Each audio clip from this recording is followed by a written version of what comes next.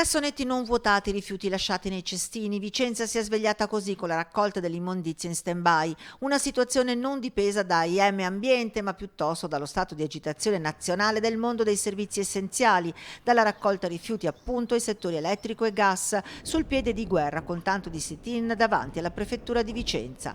Nel mirino l'articolo 177 del Codice degli Appalti che obbligherà le aziende concessionarie di questi servizi, come la stessa IM, ad esternalizzare l'80% delle attività, anche se queste vengono svolte da personale proprio. Significa una riduzione comunque di tutta la struttura di queste aziende, una deprofessionalizzazione e un quasi eliminazione dei contratti di lavoro vigenti in essere. Per gli utenti sarà un problema perché non ci sarà più la professionalità di queste persone, di queste figure, a risolvere tutti i problemi. Un'adesione allo sciopero per gli addetti di IM Ambiente superiore all'80%. Questo inevitabilmente ha determinato alcuni disagi nella raccolta dei rifiuti che purtroppo si protrarranno nei prossimi giorni vista la necessità di recuperare i passaggi saltati nella giornata di agitazione.